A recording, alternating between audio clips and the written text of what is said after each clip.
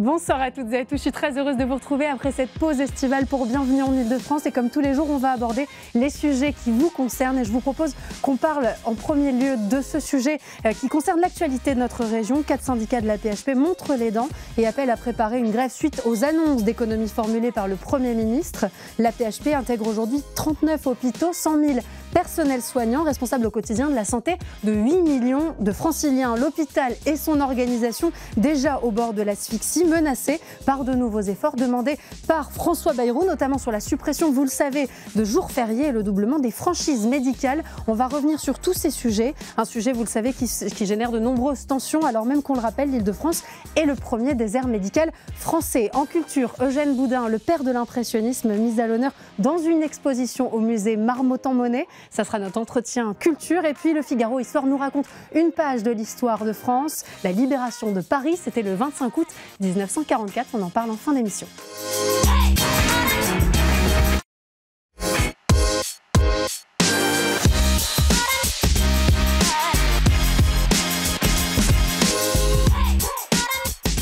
J'aimerais qu'on ouvre cette édition avec les propos du président de la Fédération hospitalière de France, Arnaud Robinet, qui s'est exprimé le 15 juillet en évoquant un hôpital bashing, alors même que l'institution est toujours en première ligne pour les Français et les Franciliens. Je vous propose qu'on l'écoute. L'hôpital, il a besoin des moyens nécessaires à son bon fonctionnement. Le Premier ministre a annoncé à peu près 5 milliards d'euros d'économies pour la santé, ce qui va donner un ONDAM, l'objectif national des dépenses assurance maladie, à 1,9-1,4%, c'est-à-dire un taux le plus faible depuis la création de l'ONDAM depuis 29 ans. Aujourd'hui, les hôpitaux, ils sont en déficit, 3 milliards d'euros de déficit. On assiste à un hôpital bashing, mais l'hôpital, il est présent. Il est ouvert 7 jours sur 7, 24-24. Les équipes ont été mobilisées encore cet été durant la canicule, comme dans les établissements médico-sociaux publics, les EHPAD. Donc moi, je dénonce fortement ce que j'ai pu lire ou entendre de la part de certains politiques sur l'hôpital. Et on va évidemment traiter de ce sujet en plateau avec nos invités. Patrick Pelloux, vous êtes médecin urgentiste au SAMU de Paris, président de l'Association des médecins urgentistes de France. Vous êtes accompagné en plateau de Yann Le Baron, secrétaire général UNSA Santé et Sociaux publics et privés, ainsi que de Pierre-Henri Dumont, secrétaire général adjoint Les Républicains. 4 syndicats appellent à la grève. Ils ont organisé aujourd'hui des assemblées générales. L'objectif, est-ce que c'est de se mettre d'accord en vue finalement de cette grande journée de grève générale du 10 septembre déjà annoncée, ou est-ce que finalement c'est déjà pour faire un peu peur, montrer les dents, je le disais tout à l'heure en introduction? Alors, il ne s'agit pas de faire peur ou de montrer les dents. C'est simplement que la PHP, qui est une espèce de vaisseau amiral de ce qu'est l'hôpital public. Vous l'avez dit en préambule, c'est 100 000 agents, c'est 39 établissements, un hôpital à portée européenne, mondialement reconnu. Aujourd'hui, eux-mêmes disent c'est plus possible. C'est plus possible parce que c'est 2 millions d'heures non payées, des jours de repos non pris. C'est pendant la période estivale, la majeure partie des soignants et autres, pas forcément que soignants, administratifs et techniques aussi, parce que l'hôpital est un tout, qui n'ont pas pu prendre 3 semaines de congés consécutifs alors même que c'est la loi, et qui tout simplement n'en peuvent plus de la pénurie de matériel, de la pénurie de personnel. Et là, c'est un coup de trop, c'est un coup de rabot de trop. C'est même pas une cure d'austérité, c'est une cure de thanatopraxie post-mortem. Ça n'est plus possible. Et donc, c'est pas nécessairement le 10. L'intersyndical, interprofessionnel et l'interfonction publique doivent se réunir le 1er et le 2 septembre pour envisager les suites à donner et dans quelle mesure on peut s'inscrire dans un mouvement plus large. On va voir comment ça évolue. Mais est-ce que vous avez des revendications propres? On le comprend bien et vous les avez déclinées. Absolument. Par rapport à cet hôpital en situation d'asphyxie. Patrick Pelloux, ça vous met en colère quand le gouvernement, et notamment François Bayrou, demande des efforts supplémentaires à l'hôpital public? En colère, non. Je reprends les propos du président de la FHF, M. Robinet, c'est que, en fait, ce que je ressens, notamment dans les syndicats de médecins hospitaliers, c'est une démoralisation. Parce que on entend toujours le même discours en disant il faut faire encore plus d'économies sur l'hôpital public, puis on serait les méchants. J'ai même entendu des propos disant « Oh là là, mais 75% du déficit, c'est l'hôpital, etc. etc. » Et ceux-là même qui nous critiquent, souvent, nous, on les a au téléphone, on va les voir chez eux. Et alors là, ils disent « Oh, mais c'est formidable, vous me soignez, j'ai droit à ma coronarographie à minuit, et puis il y a tous ces gens extraordinaires autour de moi. » Puis après, quand vous les voyez après sur les bancs de l'Assemblée, ils vous massacrent. Comment vous l'expliquez ? Bah, ça, je vous laisse choisir les mots d'injure. Mais le truc, vous voyez, c'est que pour élargir par rapport à ce que vient de dire mon collègue, c'est un bien commun. L'hôpital est un bien commun. C'est un bien commun. C'est-à-dire que là, quand d'un coup, puisque là, vous allez parler de la libération de la France, quand on libère la France, 44, arrive 45, il y a quand même, il y a le général qui était quand même quelqu'un d'extraordinaire, à mon avis, et qui d'un coup dit non, mais on va faire des choses, puis on va faire un véritable hôpital. Parce qu'à l'époque, en fait, quand les Anglais et les Américains débarquent, ils disent non, mais vos hôpitaux du Moyen-Âge, là, on ne va pas y mettre nos soldats. Donc, ils construisent eux-mêmes leurs propres hôpitaux. Puis voilà. Et donc, arrive la loi Debré en 58, faisant, comme ça vient d'être dit, un CHU qui est le premier CHU européen. Et en fait, là, même quand vous parlez avec les hôpitaux universitaires, avec les chercheurs, etc., il n'y a plus les moyens. Il y a eu un rêve. Le rêve, ça a été le Covid. Ça a été le célèbre discours du président de la République en disant, on a cru qu'il faisait du Besancenot, quand il a dit, ça n'a pas de prix, la santé, quoi qu'il en coûte, allez, vas-y mon gars. On n'a pas appris de cette période Covid. Rien. Et on a fermé 44 000 lits depuis. Alors qu'ils avaient dit, on ne fermera rien. Donc il n'y a pas eu la prise de conscience espérée qu'on aurait pu attendre du Covid. Et là, ce qu'il faut que vous sachiez, c'est que les directions, depuis le mois de mai, ont reçu des instructions pour limiter l'emploi. Alors comment ils font ? Ils ont c'est les départs à la retraite, c'est ça ? Pas du tout. Ils ont un objectif de diminuer le nombre de salaires par mois. Donc les contractuels, ils ne sont pas réembauchés, les contrats sont arrêtés. Quand ils ouvrent des services ou ils ouvrent des trucs, ils retardent l'ouverture, ce qui fait que ça fait encore des salaires en moins qui sont faits. Et les départs à la retraite, en effet, ils sont anticipés.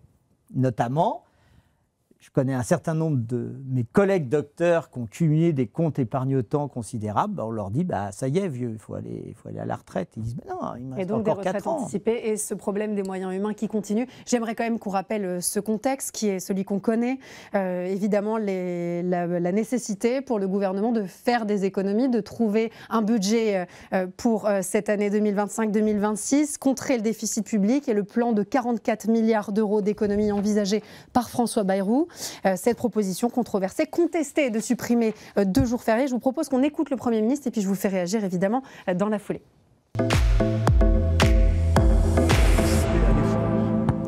Face à l'ampleur de l'enjeu, il est illusoire de penser qu'une catégorie ou une autre puisse seule porter le fardeau. Il faut travailler plus. Il faut que toute la nation travaille plus. Pour produire et pour que l'activité du pays dans son ensemble soit plus importante dans l'année et pour que la situation de la France s'améliore. Je propose donc que 2 jours fériés soient supprimés pour tout le pays. Je cite comme exemple, mais je suis prêt à accepter d'autres idées, le lundi de Pâques, qui n'a aucune signification religieuse, et le 8 mai, dans un mois de mai devenu un véritable gruyère, où l'on saute de pont en viaduc de congé et qui est en avance de phase, comme on dit, un mois qui porte vers les vacances. Pierre-Henri Dumont, tout le monde devra participer à l'effort. Il faut travailler plus quand on entend ce que vient de nous expliquer Yann Le Baron sur la réalité de l'hôpital public aujourd'hui. Est-ce que c'est tout simplement possible ? Est-ce qu'aujourd'hui, nos soignants, les personnes qui sont employées par la PHP, par exemple, peuvent vraiment travailler plus ? Il y a 2 sujets. Il y a de façon de travailler plus, c'est-à-dire faire plus de productivité dans notre pays. En particulier, le discours du Premier ministre visait pas spécifiquement, voire d'ailleurs, je ne pense pas du tout l'hôpital, parce qu'on connaît bien la situation, ça a été rappelé, de l'hôpital public, de la santé, d'ailleurs même de la médecine de ville, parce qu'il n'y a pas que l'hôpital public. Île-de-France, premier désert médical. Alors moi je suis du Pas-de-Calais, mais français. Je peux vous dire en tout cas que chez moi c'est aussi très compliqué, et qu'on a des personnes qui font des heures énormes chaque semaine, qui se donnent, qui n'arrivent pas à prendre leur congé, ça a été dit, ça a été rappelé, qui cumulent dans les CET, les comptes épargne-temps, des temps de très nombreuses heures, qui doivent prendre ou pas d'ailleurs. Parfois, c'est du temps qui est perdu. Et donc, quand il parle, le Premier ministre, de travailler plus, et de façon générale, produire plus. Parce qu'on sait que plus de production, ça permet d'avoir aussi plus de recettes, et ce qui évite justement d'avoir à faire des coups de rabot un peu partout. Sur la question des 2 jours fériés supplémentaires. Nous, chez les Républicains, on a toujours été extrêmement clairs, à savoir qu'on peut imaginer supprimer 2 jours fériés, c'est-à-dire les travailler, mais il faut qu'ils soient payés. On ne peut pas imaginer une seule seconde, alors que moi, je fais partie de ceux qui sont engagés en politique. Ça fonctionne quand on parle d'économies réalisées? En tout cas, ça ne fera pas forcément des économies, mais ça fera de la production en plus, donc des recettes en plus. Donc ça fait plus de recettes, ça permet d'injecter plus d'argent dans les caisses. Et donc, on ne peut pas dire aux Françaises et aux Français, on est pour une société du mérite, du travail et de l'effort, et en même temps, on vous demande de travailler 2 jours gratuitement. Vous ne serez pas payé. Ça n'a pas de sens, c'est un non-sens. Et à l'hôpital encore moins. Et c'est ce que je disais, à l'hôpital encore moins, on connaît bien la situation, mais permettez-moi de le dire, de remettre un peu en contexte, parce que vous évoquiez en début de propos les 44 milliards d'euros à aller chercher. Sur ces 44 milliards d'euros à aller chercher du plan d'économie présenté par le gouvernement, il y a 5 milliards d'euros qui sont sur la santé. Pas que sur l'hôpital public, mais également sur la médecine de ville, par exemple. 5 milliards d'euros au total sur les 44 milliards, donc on est à 6-8% à peu près de ce qu'il faut, de l'effort qui est demandé.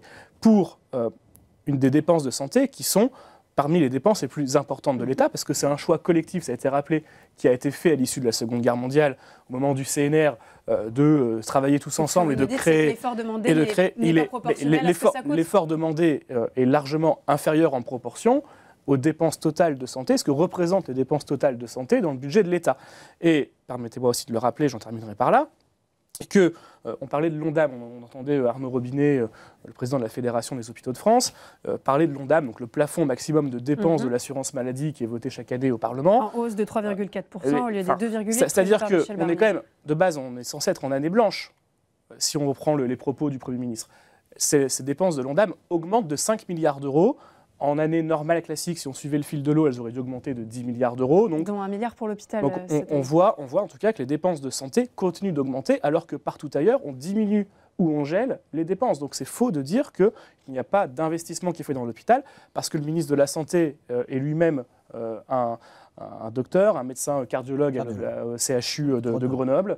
Et donc, il a pourtant, la réalité dans les hôpitaux est celle qu'on connaît. Oui, mais la réalité dans les hôpitaux, je vous le redis, la France est le pays qui dépense le plus pour ses hôpitaux. Je suis sincèrement convaincu que ce n'est pas un problème de moyens, c'est un problème d'allocation des moyens. On reviendra aux solutions et à une nouvelle organisation possible pour l'hôpital, évidemment. Yann Le Baron, quand vous entendez cette suppression de 2 jours fériés, qu'est-ce que se disent les professionnels de santé? Qu'est-ce que se disent ceux qui travaillent à la PHP? Alors, à la PHP ou ailleurs, le combat est le même partout et le ressenti, le vécu, la réalité est la même partout. Mais je voudrais juste mettre fin aux fausses rumeurs avant qu'elles ne deviennent des vérités. La France est le pays qui consacre le plus à ses hôpitaux. C'est objectivement faux. Les États-Unis, par exemple, consacrent plus. Rapport au PIB, 14,3. Là où on consacre. Avec un système de santé, je me permets, qui est quand même très différent de celui qu'on connaît. Bien sûr. Et nous, 11,7. Ce qui veut dire que l'on fait mieux avec moins. Le gouvernement François Bayrou dit une plus grande efficacité sera demandée aux hôpitaux. On est déjà bien plus efficace que n'importe où dans le monde pour moins cher. Ça vous énerve, ça, c'est une réalité. Cette question de l'efficacité? Je ne veux pas couper mon collègue, mais je suis complètement d'accord à Yann Le Baron, évidemment. Avec ce qu'il dit. C'est-à-dire que d'un coup, j'ai même entendu un discours avec l'ancien directeur de l'assistance publique, Martin Hirsch, où il y avait déjà eu un plan d'économie qui était arrivé. Il avait dit, écoutez, c'est une opportunité, on va faire mieux avec moins. Écoutez, juste cette phrase qui était du temps un peu de Sarkozy et de ses idées, là, c'est complètement ridicule, quoi. C'est un peu dire. Mais on ne peut pas optimiser, on peut toujours optimiser. Mais on est allé au bout de l'optimisation. Venez juste travailler une journée avec nous sur le terrain. Voyez. Vous m'invitez? Je vous invite. J'invite toute votre équipe. Je suis très généreux. Mais le truc, ce qu'il faut comprendre, c'est que on ne peut plus. Je vais vous prendre un exemple.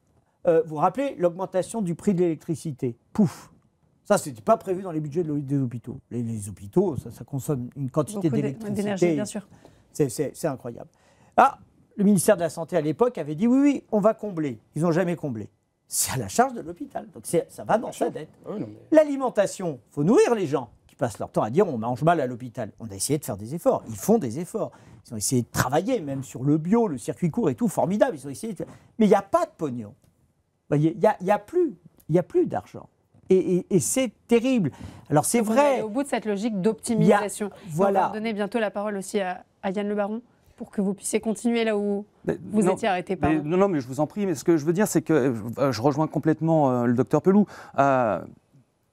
D'autant que les économies proposées, attendues, souhaitées, ne régleront rien nos problèmes de l'hôpital. On aura toujours une pénurie médicale, toujours une pénurie paramédicale, on aura toujours des temps d'attente aux urgences qui sont... On forme d'ailleurs le même nombre de médecins aujourd'hui qu'en 1970, alors qu'on est quand même 15 millions de personnes en plus. Oui, mais le ministre de la Santé vient de supprimer le numerus apertus qui avait remplacé le numerus clausus, donc c'est quand même des demandes. Donc il faut attendre un petit peu pour que les effets se ressentir. Les effets sont dans 10 ans. Mais voilà. Mais il faut quand même...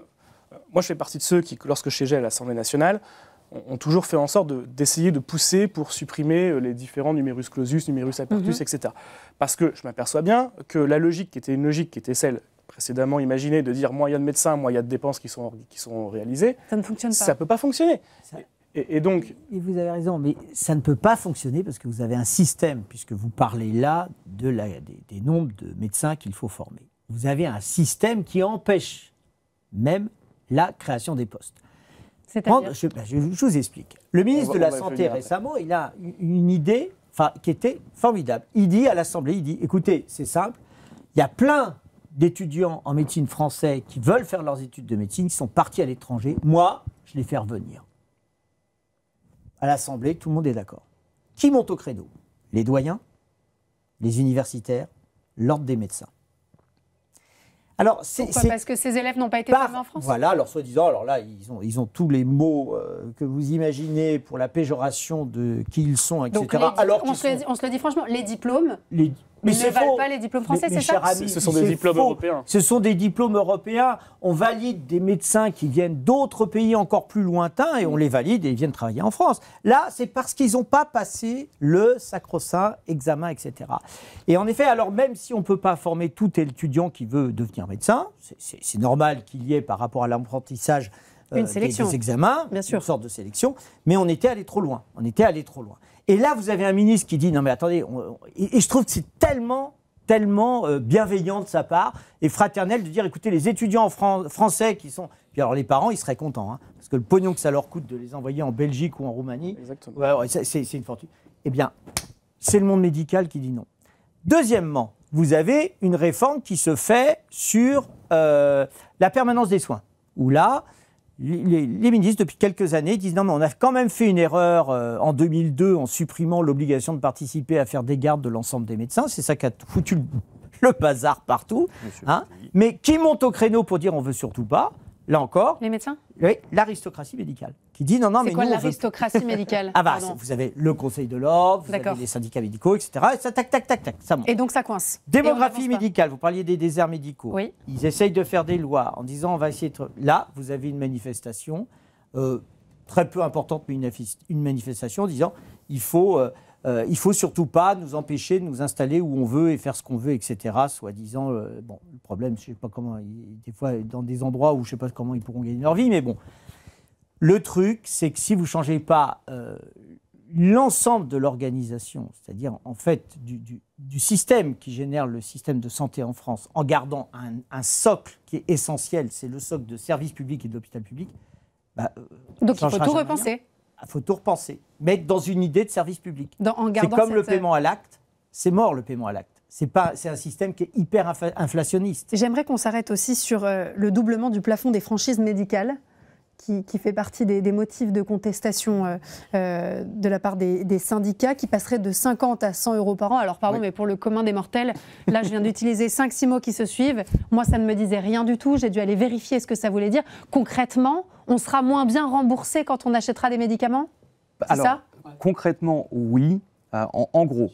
Mais alors c'est vous qui n'êtes pas content, oui. Nous qui ne sommes pas contents. Nous, c'est vous.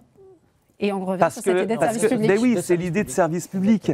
Et si vous voulez, c'est les fausses bonnes idées. Les fausses bonnes idées. L'idée du doublement de la franchise, du doublement aussi de 2 à 4 euros pour les consultations médicales en secteur libéral. L'idée de la taxe lapin. Toutes ces idées-là sont de fausses bonnes idées. Ça ne peut pas sauver le trou de la sécurité. Mais ça ne sauvera rien. Et en plus de ça, il faut arrêter avec ce côté mortifère de la dette. Déjà, dette, le mot dette, dans son origine, il comporte une idée de morale. Et donc, on culpabilise les Français avec la dette. La question, c'est pas combien on fait de dette, c'est qu'est-ce qu'on veut faire de cette dette. On ne va pas la faire peser, on veut produire une société plus juste et plus éclairée demain. Ça fait sens. Et ensuite, moi je veux bien qu'on nous dise que ça va régler les problèmes, mais ça va rien régler du tout, ça va juste ça va donner... pas permettre quand même de faire des économies? Mais non, et ça n'apportera rien au système de santé. La vérité c'est ça, c'est que depuis plusieurs années, on n'a jamais eu aussi peu de paramédicaux qui se forment, on n'a jamais eu aussi peu d'attrait pour la profession qui a perdu son attractivité. On double les franchises. Ça, c'est des moyens humains. C'est des moyens humains. On double les franchises. Donc nous, on va devoir payer avec l'aide d'une mutuelle. Oui. Dans la fonction publique hospitalière, l'État ne prend pas en charge notre mutuelle pour le moment. Ça devrait être fait dans 4 mois. On n'a rien débuté. Donc en fait, on va payer 2 fois. L'État s'exonère systématiquement de ce qu'il fait peser sur autrui. En l'espèce, quand vous êtes dans le privé, l'employeur prend 50% en charge de votre mutuelle. À l'hôpital public, pour l'instant, c'est 0. Je rappelle quand même que le budget total de la sécurité sociale s'élève à 666 milliards d'euros. Patrick Pelloux, vous vouliez réagir? Ensuite, je donnerai la parole à Pierre-Henri. Très rapidement, et pour faire suite à ce que vous venez de dire, c'est qu'en fait, il n'y a que le travail qui contribue justement par les différentes taxes et les différentes contributions à la roue qui faisait que la sécurité sociale fonctionnait. C'est-à-dire qu'en fait, les gens cotisaient, puis en fait ceux qui étaient malades en profitaient, mais après, évidemment, avec le temps qui passe, tout le monde en profitait, puis vous aviez... Donc ça serait équilibré. Voilà. La roue a été cassée, notamment quand on a commencé à dire, écoutez, on peut faire rentrer... les pensées libérales dans le système, donc c'est arrivé. Par exemple, vous prenez les EHPAD qui sont maintenant à des fonds de pension étrangers, c'est assez amusant, quand vous payez l'EHPAD à vos parents ou autres, eh bien c'est généralement vous payez à des fonds de pension américains, italiens, russes, chinois, etc. C'est de l'argent qui quitte la France. Et c'est là où je veux en venir, c'est-à-dire qu'il y a une notion de souveraineté.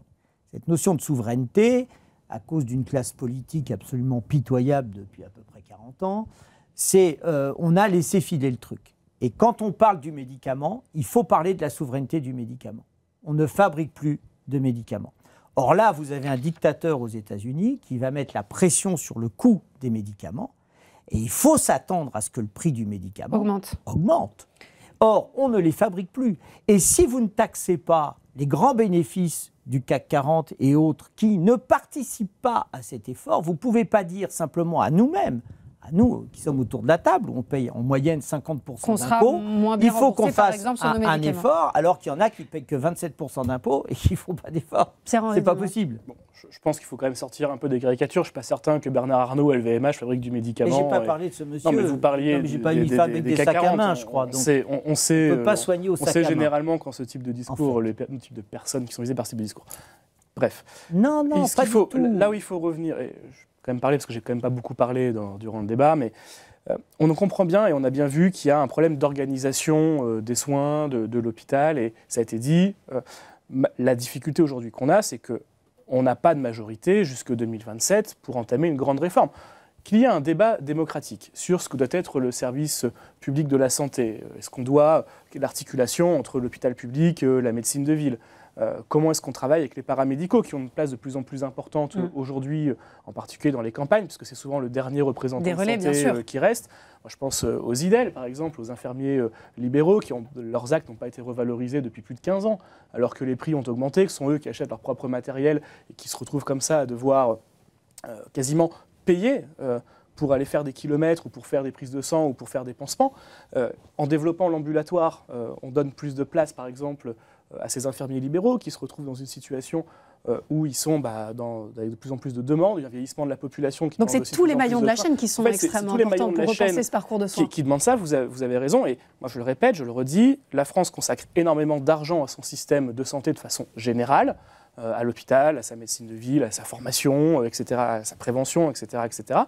Mais si aujourd'hui on est en train de faire des coups de rabot sur le ticket modérateur, sur la franchise, etc., c'est parce que le grand débat qu'il doit y avoir et qu'il est absolument nécessaire que nous ayons à la prochaine élection présidentielle, parce que c'est le juge de paix démocratique dans un pays tel que le nôtre, ne peut pas avoir lieu, les grandes décisions ne peuvent pas avoir lieu maintenant parce qu'il n'y a pas de majorité à l'Assemblée nationale. Elles n'ont pas eu lieu en 2022 parce que, pardon de le rappeler, il n'y a pas eu de campagne entre la crise du Covid qui était encore présente et la guerre en Ukraine. Donc il n'y a pas eu de débat sur ce que doit être un maillon essentiel, parce que c'est le principal poste de dépenses, et dépenses sociales dans notre pays. Donc on va devoir patienter avant qu'un grand plan ne puisse même être envisagé. C'est urgent de repenser tout ça, mais le contexte politique, je le regrette, mais fait que on ne pourra pas, et je ne vois pas un espace politique pour trancher ces grandes décisions d'ici 2027, parce que c'est vraiment le type de décision qui doit se trancher et qui ne peut se trancher que lors d'une élection présidentielle. Votre tempo politique n'est pas le nôtre sur le terrain. Vous parlez d'urgence.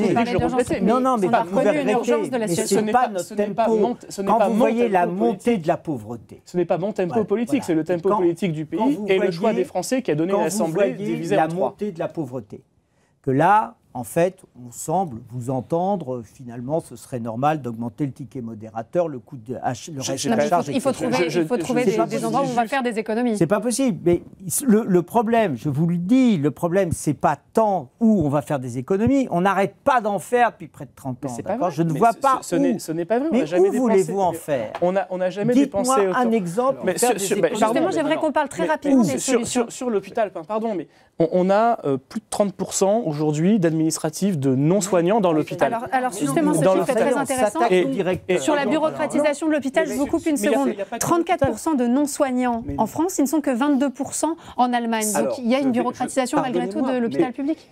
On ne parle pas de la même chose. On ne parle pas de la même chose. Ce que vous êtes en train de dire est à la fois vrai et à la fois inexact. Déjà, vous faites du macronisme, attention, vous faites du en même temps. Ah mais moi, vous savez, moi, j'ai pas de tempo politique parce qu'il n'y aura pas de candidat UNSA à la présidentielle. Moi, je m'occupe des salariés. Voilà, et c'est déjà beaucoup. Mais c'est à la fois vrai et faux. Pourquoi ? Parce que dans ce pourcentage que vous vous donnez, on y mélange un certain nombre de choses. On y mélange les ARS, qui ne sont pas des fonctionnaires hospitaliers, mais des fonctionnaires de l'État. Je les visais explicitement. Non, mais moi je ne les vise pas. Quand vous dites... les ARS. Pour faire quoi ? C'est votre camp qui l'a mis en place. Et on a le droit de dire que c'est une bêtise. On n'est pas obligé. On n'est pas obligé de... Pardon. J'aimerais, pour ceux qui nous écoutent, qu'on aille sur des solutions, des pistes de réflexion plus concrètes de ce qui peut être fait malgré cet agenda politique, et vous l'avez rappelé, qui nous contraint. Et en même temps, cette urgence derrière que vous constatez, que vous nous avez décrit, qu'est-ce qu'on peut mettre en place aujourd'hui pour que l'hôpital public fonctionne mieux sans finalement continuer à faire grossir cette dette ? Écoutez, c'est intéressant parce que le mot urgent m'intéresse, c'est un peu le sens de mon métier. Si vous voulez, il faut passer très vite. C'est pour ça que ça m'inquiète quand vous dites qu'on va attendre le tempo politique. Non, on ne va pas attendre. On aura d'autre choix que d'attendre et d'être contraint par cet agenda politique. On est contraint, si on a une administration, si on a des députés, des élus, il faut quand même un moment qu'on arrive et qu'ils arrivent à travailler et à trouver un certain nombre d'idées. Bon. Déjà, premièrement... il nous reste 1 minute. En 1 minute, même moi, parce que mes collègues qui parlent, mais la politique de prévention, on n'en a plus du tout. On avait dit qu'il y avait un ministère de la santé et de la prévention, il n'y a plus du tout de prévention. Donc plus de prévention. Puis en plus, ils font la loi du plomb, on ne revient pas dessus, mais qui est quand même l'antithèse de la prévention alimentaire. Bon. Premièrement. Deuxièmement, je suis désolé, mais même si ça ne vous plaît pas, mais tout le monde doit contribuer, y compris les revenus du grand capital. Je suis désolé, situation exceptionnelle, mesure exceptionnelle. Bon. Troisièmement, il faut retrouver la priorité à la santé, non pas pour dire qu'on est hégémonique par rapport aux autres, par rapport à la culture, par rapport à tous les autres domaines du pays, mais on doit retrouver le sens que ça avait au moment du Covid. On ne peut pas aller nous chercher quand c'est la merde. Et puis quand ça va, nous dire vous êtes punis, vous devez faire des économies. Budgétaires. 1 piste, 2 pistes de solutions que vous envisagez malgré ce contexte ? Écoutez, année des 80 ans de la sécurité sociale, il faut mettre le paquet, il faut un plan Marshall de l'hôpital. Parce qu'à un moment donné, oui, si on veut que l'hôpital gagne en efficacité de prise en charge, il faut mettre des moyens. Nous sommes une industrie de main-d'œuvre, il faut donc mettre du personnel, il faut mettre des moyens humains, il faut mettre des moyens matériels, qu'on arrête de faire, parce qu'aujourd'hui, ce qu'on fait, c'est des miracles avec des bouts de ficelle tous les jours. Ça n'est plus possible. Et donc, ce n'est pas une question de rentabilité ni de dette, c'est qu'est-ce qu'on fait de cette dette et pourquoi on la fait. Et après, je suis d'accord avec le docteur Pelloux, allons chercher l'argent là où il est. Pierre-Henri Dumont, le mot de la fin pour vous. Mettre fin à la suradministration des hôpitaux, les contrôles, les bidules, les ARS, tout ce qui gangrène aujourd'hui les hôpitaux. Mais si on s'aligne sur ce que fait l'Allemagne dans ses hôpitaux, on est à 18 milliards d'euros d'économies par an. On sait que le déficit de l'hôpital, c'est 3 milliards d'euros, ce rapport de la Cour des comptes qui a été présenté il y a quelques semaines. Et donc, ça permettrait non seulement de supprimer le déficit... Donc, il faut s'inspirer, par exemple, du modèle allemand ? Par exemple, en tout cas, au moins voir comment est-ce qu'eux réussissent avec moins de suradministration à gérer leurs hôpitaux. Il ne faut pas forcément dire les copier, mais au moins s'inspirer. Ça peut aussi être celui de la Norvège, du Danemark, qui sont classés parmi les meilleurs systèmes hospitaliers européens. Et arrêter de faire appel aux boîtes de consulting. Mais aussi. Si on a le temps, on garde en tête. Et comme on sait, ça a été chiffré à 18 milliards, cette suradministration, par rapport à la moyenne européenne. Ça permettrait de combler d'une part le déficit et d'autre part de pouvoir pallier les problèmes qui ont été évoqués, de comptes épargne-temps qui ne sont pas pris, de congés qui ne sont pas pris, d'embauches qu'on décale, etc. Je vous le dis, ce n'est pas un problème de somme qui est consacré à la santé, c'est un problème d'allocation de ces moyens. Je sais que vous êtes irréconciliable. On ne sera pas d'accord. Et on aura l'occasion d'en reparler sur ce plateau. Les Allemands ne mettent pas les mêmes choses derrière. Vous aurez, je suis désolée messieurs, vous voyez comme cette émission aurait pu durer 1 heure, rien que sur ce sujet. Donc on reprévoira une discussion pour continuer à évoquer évidemment ce sujet qui nous concerne directement, l'hôpital public, notre santé, ça nous concerne au premier chef. Merci beaucoup d'être venus tous les 3 sur le plateau de Bienvenue en Ile-de-France pour évoquer ce sujet à mes côtés. On passe tout de suite à l'entretien culture.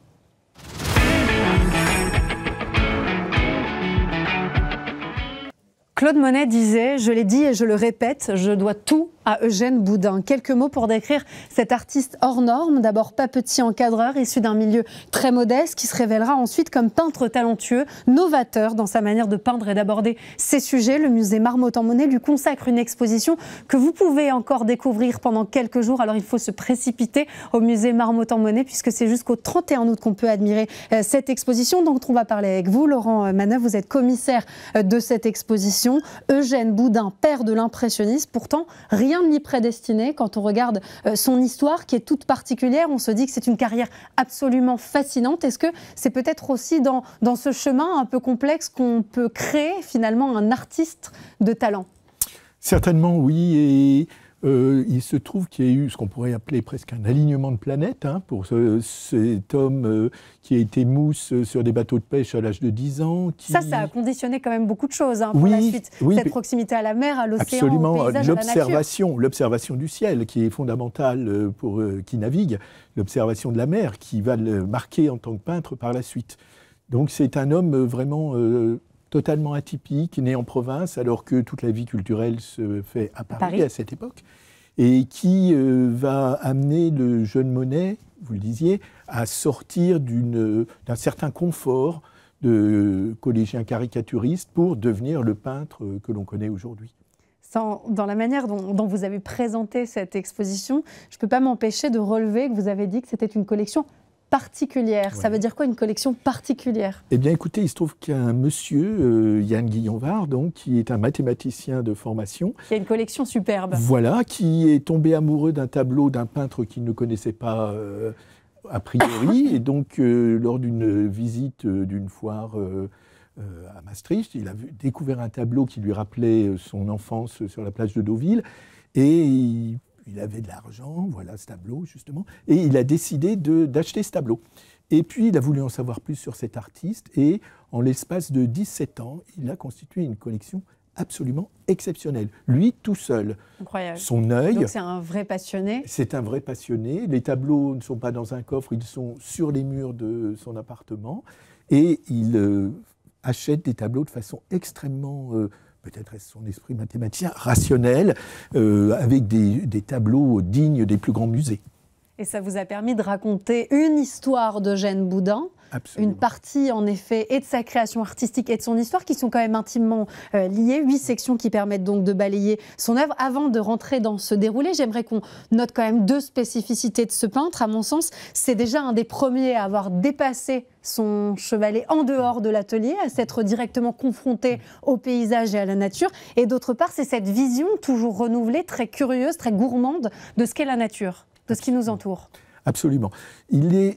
D'autres artistes étaient sortis peindre sur le motif. Une des particularités d'Eugène Boudin, c'est qu'il travaille en bordure de l'estuaire de la Seine. Or, comme vous le savez, le temps est extrêmement changeant. Donc il introduit quelque chose d'entièrement nouveau, c'est le fugitif. Et c'est ce que Baudelaire va découvrir lorsqu'il va voir les premières œuvres de Boudin. il voit tout ce qui est nouveau, le transitoire, le fugitif, la modernité, nous dit Baudelaire, c'est dans l'œuvre d'Eugène Boudin, justement. Qu'est-ce que nous disent ces premières œuvres? Le succès n'est pas immédiat, pas par du ailleurs. tout. Hein. Pas du tout. Le succès est vraiment très tardif. Très tardif, oui. Qu'est-ce que ça nous dit de lui très vite, ses premières œuvres, ses premières toiles? Ses premières œuvres, ça nous dit justement une grande honnêteté vis-à-vis de la nature, vis-à-vis de ce qu'il observe. Il est sur les plages. Notamment Donfleur. Voilà, ou aussi de Deauville et Trouville. Deauville qui est la première station balnéaire qui est en train de se créer. Il observe des choses et il s'aperçoit que la lumière très intense du bord de mer, toute empreinte de sel, gomme les formes. Or, le contour était le fondement de la peinture jusqu'à présent. C'est en ça que vous dites qu'il est aussi très moderne. Il est très moderne et il ouvre la voie de l'impressionnisme puisqu'il observe que les formes se réduisent à des taches de couleur. Donc il va représenter ce qu'il voit et ce qui choque tout le monde, ce qui choque tous ses contemporains. On n'est pas habitué à voir ce que nous présente Eugène. Absolument. Boudin. Alors, on a parlé de ces paysages, évidemment. Il y a aussi ces scènes de plage. Vous avez parlé de Deauville. Au début, c'était un pauvre village de pêcheurs. C'est progressivement devenu une station balnéaire avec les activités qui en découlent et donc les comportements qu'on peut y observer. Il décide presque de faire un marché de cette mode. Absolument. De la plage. Et il se dit, puisque tous ces gens assez nantis et qui viennent ici à Deauville se prendre l'air, je vais les représenter et ils vont acheter mes tableaux. Mais un de ses amis l'avertit en lui disant « Une dame vous pardonnera certainement de ne pas avoir bien représenté un nuage, elle ne vous pardonnera pas de ne pas avoir bien représenté son ombrelle. » Que cette personne avait raison. Et que cette personne avait raison. Et donc, ça ne va pas du tout fonctionner. Boudin ne tirera aucun bénéfice. Je crois que c'est Juliette. Voilà, c'est sa dernière compagne. Sa dernière compagne, et c'est un des petits tableaux qui, par la suite, il abandonnera presque complètement les scènes de plage, si ce n'est pour des petites représentations intimes comme celle-ci, où il peint des proches, des amis qui viennent le voir. Donc ça ne marche pas non plus. Alors là, pour l'instant, vous me décrivez le parcours d'un peintre pour qui le public est assez timide, qui a du mal à trouver sa place. C'est aussi quand on est précurseur, j'imagine, que c'est difficile de se faire comprendre. Voilà, il est apprécié. Alors par qui est-il apprécié? Par les artistes, par les musiciens, par les gens de lettres. J'ai parlé de Baudelaire, mais Georges Feydeau, ça va être un grand collectionneur d'œuvres de Boudin, par les musiciens. Donc le milieu artistique le reconnaît, mais ce sont des gens qui n'ont pas des fortunes considérables pour la plupart. Et donc Boudin vit... Ce ne sont pas des acheteurs, c'est ça? Ils achètent, mais des petits tableaux, pas très chers. Et donc, Boudin vit très difficilement de sa peinture. Est-ce qu'il interagit malgré tout avec d'autres impressionnistes de la première heure? Alors, est-ce qu'on les appelait impressionnistes? Peut-être pas, mais avec d'autres artistes qui s'y intéressaient, Il est très clairement proche de Monet. Tout à fait. Il est le maître de Monet. Monet se trouve à la ferme Saint-Siméon en 1864 et il écrit à son ami Basile « Je suis avec Boudin et Yonkind, il y a beaucoup de choses à apprendre, venez vite nous rejoindre. » Donc se crée un petit cercle d'initiés autour de la technique développée par Eugène Boudin. Absolument. Et dans l'exposition, vous pouvez voir une vue de Brest très imposante, exposée au Salon de 1870, comme appartenant à M. Ernest Hochdé. Or, M. Ernest Hochdé est un des premiers propriétaires d'impression, de la fameuse impression Soleil Levant. Alors, il ne va pas se décourager, Eugène Boudin, il va continuer à peindre ces paysages qu'il aime, en Bretagne notamment, où il découvre ce jeu d'ombre et de lumière. Il dit qu'il est plutôt déçu des paysages et qu'il y préfère les gens. Absolument. C'est intéressant. Oui, parce qu'il trouve que la Normandie... Pourtant, ce n'est pas un portraitiste. Il était portraitiste à ses débuts, mais ce n'est pas un portraitiste au sens traditionnel. Ce n'est pas ce qu'on connaît, ce qu'on retient en tout cas de son œuvre. Absolument. En fait, il trouve en Normandie des paysages qui lui conviennent. Lorsqu'il va en Bretagne, il est un peu déçu. Il dit « Je vais en Bretagne parce que je n'ai pas les moyens d'aller au Liban ou en Syrie ou en Égypte. » Donc, il se contente de la Bretagne, qui à l'époque est quelque chose, un lieu très pittoresque.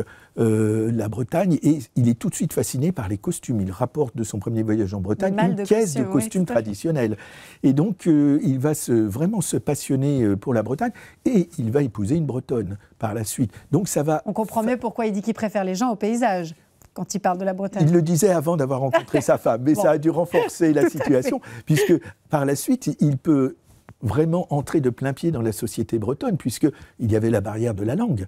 Et donc, grâce à son épouse, il peut converser. Se faire une place peut-être plus évidente. Voilà, et puis voir la société bretonne, les mariages, les cérémonies, les intérieurs. Donc il va vraiment vivre la vie des paysans bretons. Moi, ce que je trouve incroyable, c'est sa proximité constante avec la mer, avec l'océan, avec la nature. C'est presque obsessionnel. Quand il n'est pas à Trouville ou à Deauville, il est en Bretagne.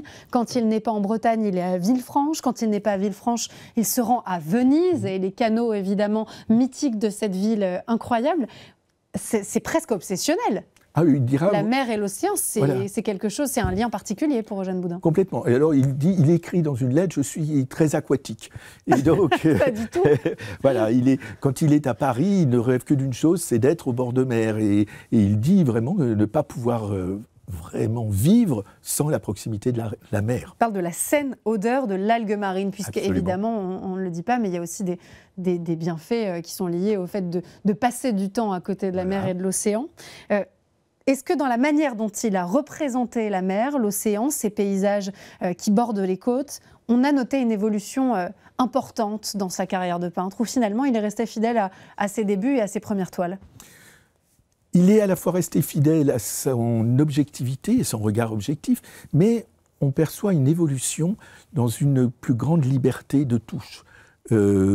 Sans doute, au cours des années 1860, progressivement, on voit, même dans les représentations de scènes de plage, la touche se libérer de plus en plus, et il s'aperçoit que on peut créer des effets illusionnistes de manière non pas descriptive, mais en suggérant les choses. Et il va vraiment travailler de cette manière, tout en conservant un métier extrêmement traditionnel, alors qu'il est autodidacte.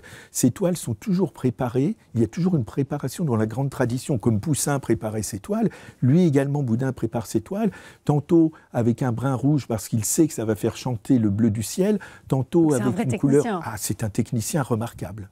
Un dernier mot peut-être sur son héritage.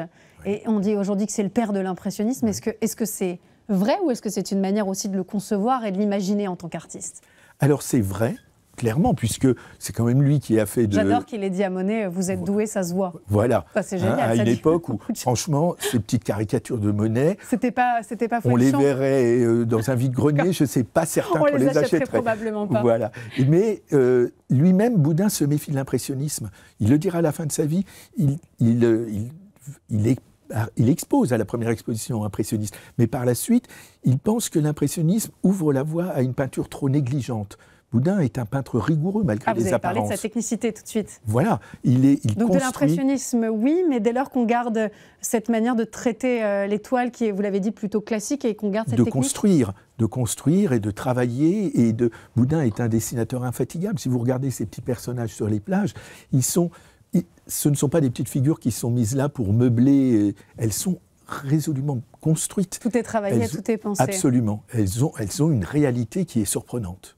Il reste encore quelques jours pour aller découvrir cette magnifique exposition qui est consacrée à Eugène Boudin, le père de l'impressionnisme. C'est jusqu'au 31 août au musée Marmottan-Monet. Et on vous rappelle qu'il y a un magnifique Figaro hors série également qui a été consacré à Eugène Boudin. Merci beaucoup d'être venu nous en parler. C'était un plaisir de vous avoir en plateau pour discuter à nouveau de cet artiste formidable. À très bientôt. Merci beaucoup. Et on passe tout de suite au Figaro Histoire nous raconte. Merci beaucoup. Le Figaro Histoire nous raconte la libération de Paris. C'était un 25 août 1944 et c'est Luc-Antoine Lenoir qui nous replonge dans cette histoire incroyable, une page de l'histoire de France. Comment vous allez ? Ça va et vous ? Tout va bien ? Très bien. Reprise après les vacances et on parle de cette date qui a marqué Paris, qui a marqué la France. Les Alliés débarquent le 6 juin et on le sait. Pourquoi Paris ? Pourquoi fin août ? Tout ça était-il prévu ? Alors c'était prévu, c'était pas prévu par les Alliés. L'objectif des Alliés, une fois qu'ils débarquent le 6 juin 1944 en Normandie, c'est de foncer, de considérer un peu la France comme un champ de bataille, d'installation des forces alliées, etc., et de foncer vers la vallée de la Ruhr, en Allemagne, qui est le cœur industriel de l'Allemagne. Donc, prendre et éventuellement détruire les usines d'armement, d'équipement, etc. Ça, c'était le plan initial. C'était le plan initial. Donc, en fait, on devait aller tout droit, passer, laisser Paris sur la gauche, passer vers la Sologne et y aller. Sauf que la libération de Paris, finalement, va être à l'ordre du jour, parce que Paris D'abord, c'est intenable politiquement. Il y a des Français dans les forces alliées et ils veulent absolument libérer leur capitale.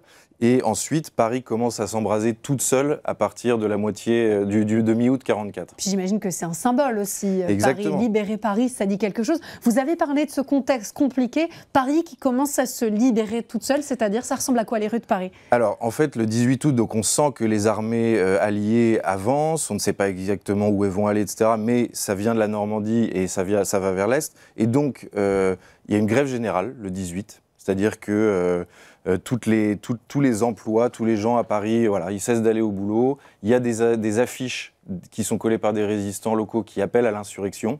Et donc, il commence à y avoir une sorte de petite guérilla, etc. Savamment, alors à peu près maîtrisée par deux factions des forces françaises de l'intérieur, les communistes avec Rol-Tanguy, le fameux Rol-Tanguy, et puis quelqu'un qu'on connaît moins aussi, qui sera prêtre après la guerre, qui est Jean de Marguerite, qu'on appelait le colonel Lisée.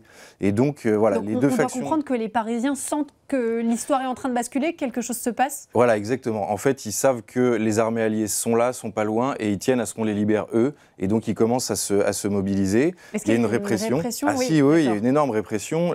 35 otages sont tués par les forces d'occupation au bois de Boulogne.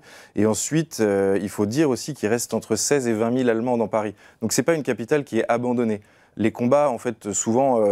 On se dit, bon, la bataille de Berlin, ça a été terrible, qui est 8 mois plus tard, mais là, ça n'a pas été non plus des combats, juste des coups de feu. Je veux dire, il y a des milliers de morts, etc., qui vont arriver dans les jours d'après. Mais pour l'instant, voilà,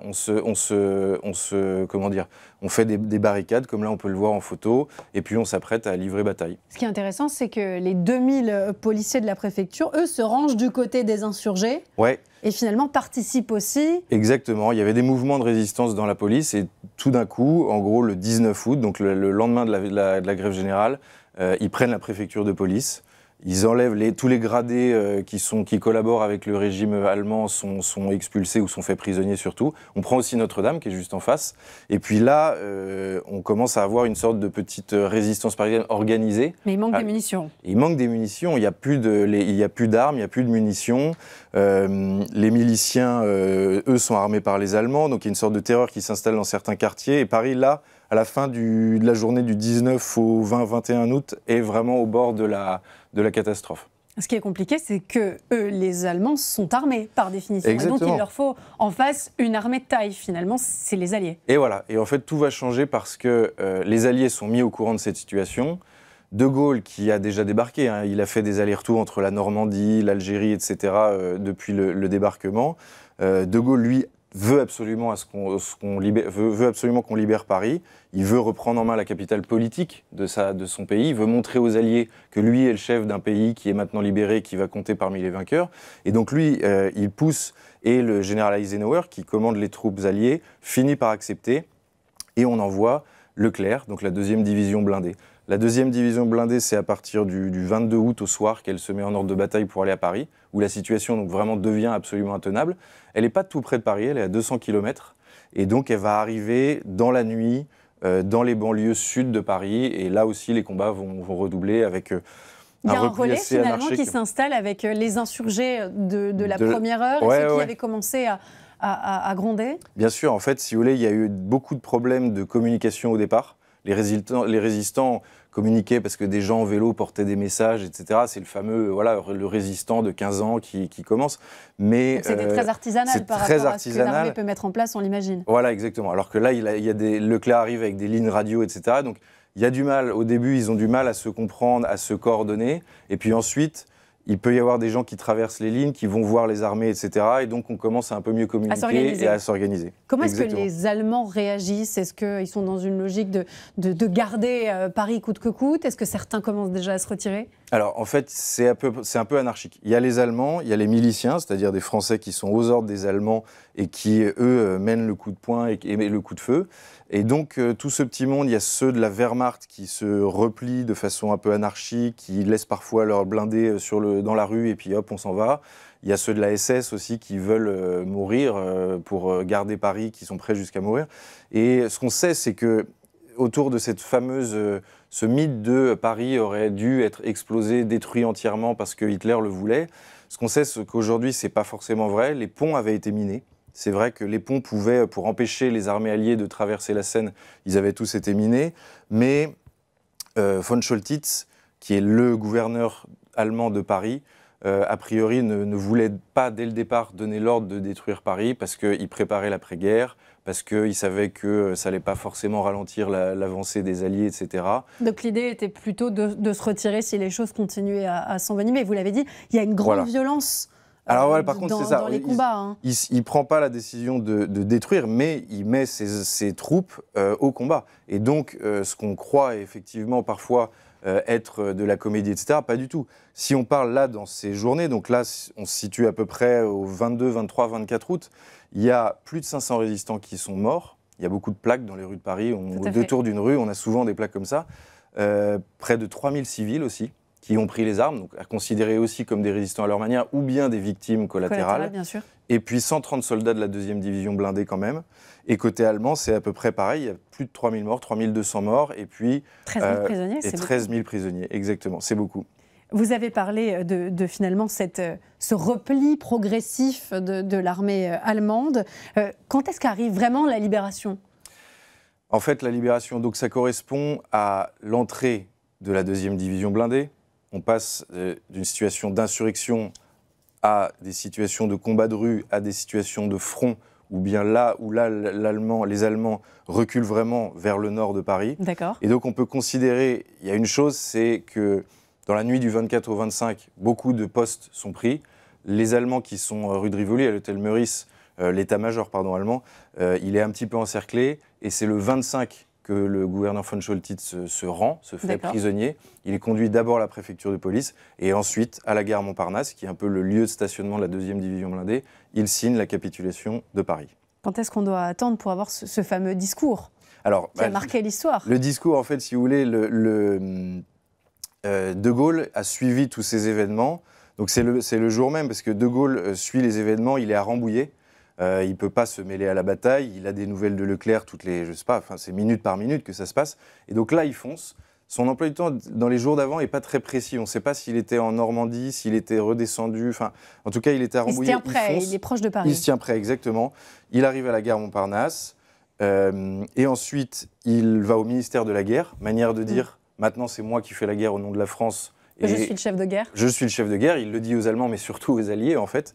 Et puis après, il pense au peuple de Paris, à l'hôtel de ville, et c'est là le fameux discours « Paris martyrisé, mais Paris libéré », qui est en fait un discours... Pas besoin de proclamer la République, puisqu'elle n'a jamais cessé Exactement, voilà, c'est ça. C'est un discours rempli d'affirmations un petit peu mensongères, Paris libéré par lui-même, etc., avec le concours de la France tout entière, mais il oublie de dire avec le concours des énormes puissance logistique alliée. C'est les Américains, c'est les Anglais. De Paris. Exactement. Et il ne faut pas du tout ôter le courage des résistants. Mais c'est cette espèce d'énorme marée militaire qui ont permis de débloquer la situation et d'engendrer la libération de Paris. Voilà. Et on imagine derrière les scènes de liesse incroyables dans Paris. Et voilà, c'est quand ce discours est retranscrit, quand il est écouté, etc., c'est la liesse populaire, c'est un peu la fiesta toute la soirée. Et c'est le lendemain qu'on verra donc, sur ces photos qu'on voit là, qu'il y a la grande marche triomphale sur les Champs-Élysées, qui va ensuite permettre au général de Gaulle d'aller jusqu'à Notre-Dame, où il va faire une messe d'action de grâce. Et là, la légende dit qu'il y a encore des tirs, notamment sur les toits de Notre-Dame, des alentours, etc. On ne sait pas vraiment aujourd'hui si c'était des miliciens un peu perdus, désespérés, qui tirent sur la foule, ou bien des résistants entre eux, qui se doutaient et qui n'arrivaient pas à reconnaître le type en face. On ne sait pas très bien, mais c'est vrai que la situation reste tendue, et donc il y a une ambiance qui est un peu triple, c'est-à-dire qu'il y a cette joie immense, comme vous le dites, tout le monde danse, chante, embrasse les militaires et les résistants. Il y a cette ambiance de confusion totale, c'est-à-dire que, en plus, la soirée de la veille n'a pas forcément aidé, notamment pour les troupes armées, puisque, par exemple, pour vous faire une anecdote sur cette confusion, sur la place de la Concorde, il y a quelqu'un qui s'écrie à un moment donné, en croyant voir un tireur sur l'hôtel du Crillon, c'est la 5e colonne, c'est la 5e colonne. Donc il y a beaucoup de confusion, finalement. Voilà, et donc, en fait, là, il y a un char qui tire sur la 5e colonne de l'hôtel Crillon, et aujourd'hui, si vous passez place de la Concorde, vous verrez qu'elle a une couleur différente, elle a été reconstruite. Donc, énorme confusion. Encore une anecdote sur Paris. Voilà. Et très rapidement, le mot de la fin, c'est l'ouverture d'un temps qui va être compliqué, le temps de l'épuration, évidemment. Exactement. Et la troisième chose, c'est que c'est pas uniquement des scènes de joie. On oublie de le dire, mais le soir même aussi, on va tirer une femme de son immeuble parce que elle a couché avec un Allemand, ou on croit qu'elle a couché avec un Allemand, etc. Il y a beaucoup d'injustices, de choses. Donc une période très contrastée et très compliquée qui va découler de cette libération de Paris. Merci beaucoup Luc-Antoine Lenoir de nous avoir raconté ce moment qui a marqué Paris, qui a marqué la France évidemment. C'était le 25 août 1944. On vous retrouve très bientôt dans le Figaro Histoire nous raconte. Et moi je vous dis à demain, même lieu, même heure, toujours sur le Figaro TV. Bonne soirée.